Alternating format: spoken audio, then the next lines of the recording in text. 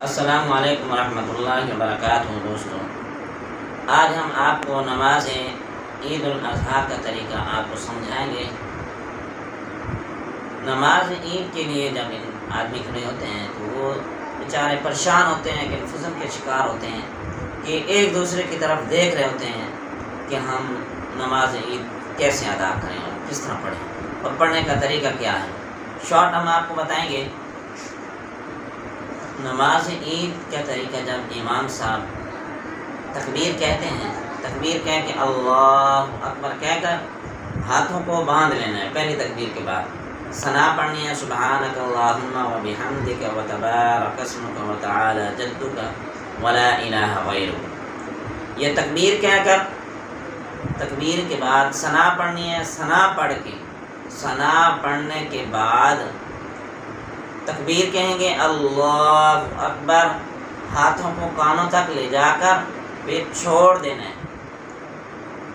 ہاتھوں کو کانوں تک لے جا کر پھر چھوڑ دینا ہے پہلی تکبیر کے بعد۔ پھر دوسری تکبیر کے بعد اللہ اکبر، تکبیر کہنی ہے۔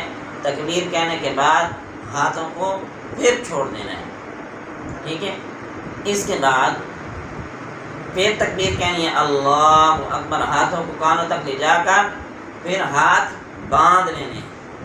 جب ہاتھ باندھ لیں گے، ناک کے نیچے ہاتھ باندھیں، جب ہاتھ باندھ لیں گے تو اس کے بعد سورۃ فاتحہ پڑھیں گے۔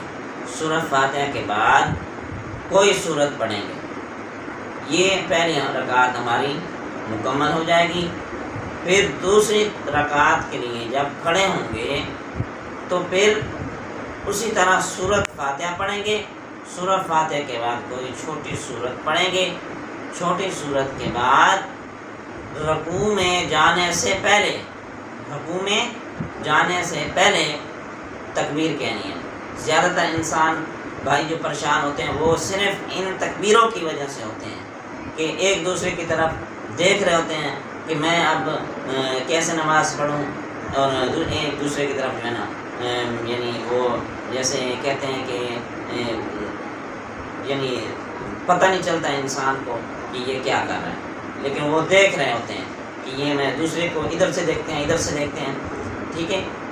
لیکن ہم نے یہ شارٹ آپ کو بتانا ہے۔